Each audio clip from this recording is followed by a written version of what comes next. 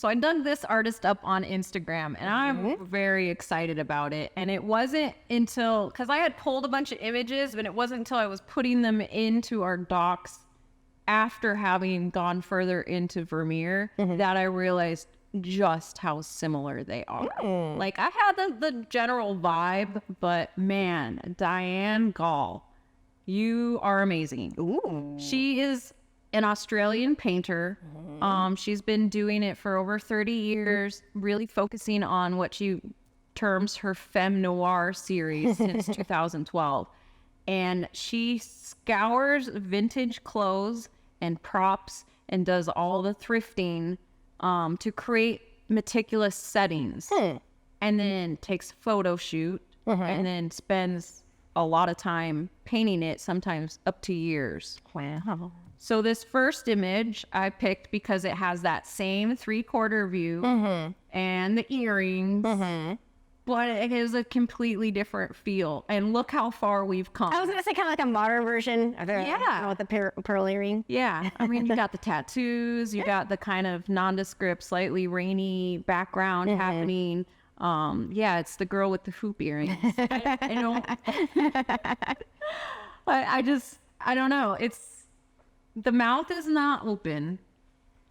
It is You perfect. don't really have that kind of come hither posture, but it picks it up in different ways. I think her hairstyle is kind of flirty and her top is kind of flirty.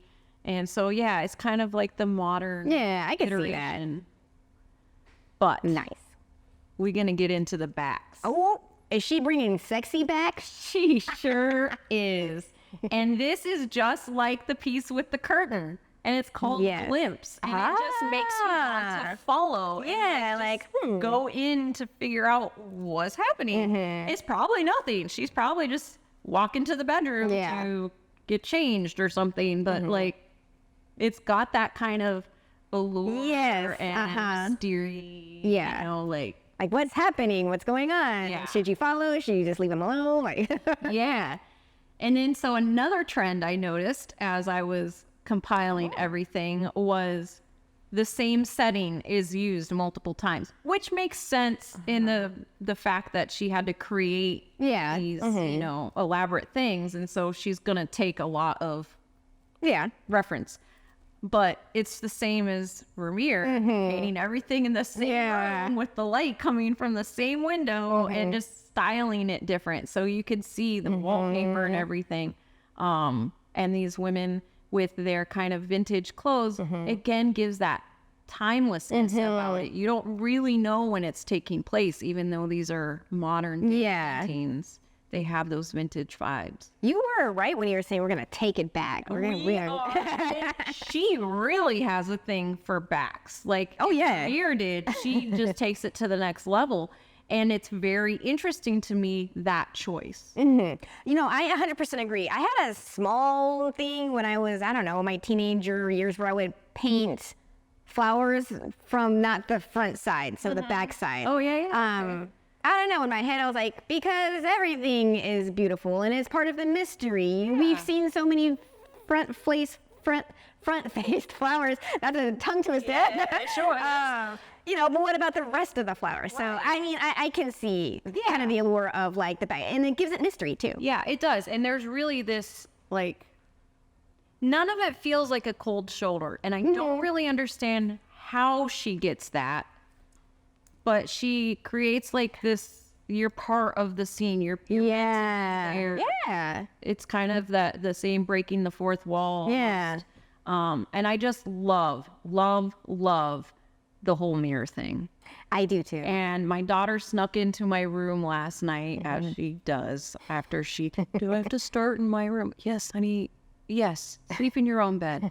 But she crawls in there at about 12:30 when I'm going through images, and she goes, "What's with the mirror? that's so cool. That's everything. As she's looking over my shoulder, and I'm just kind of like, go to sleep. But also like, yeah, the mirror, right? Like, it's so hard not to engage. Yeah. And it's cool because, it's also another part of the sneak peek because you don't see an actual face. You just get a little glimpse. Yeah, a little bit of blur, Yeah. especially on this one. You get the bevel from the mirror, distorting it. And I love the title, Am I Who I Think I Am? I mean, so many levels. Yeah. And then we put them on their back. Yes, laying on her back. So we're not looking at her back, but she's on it. Yeah. And she's off into the distance, contemplating the world.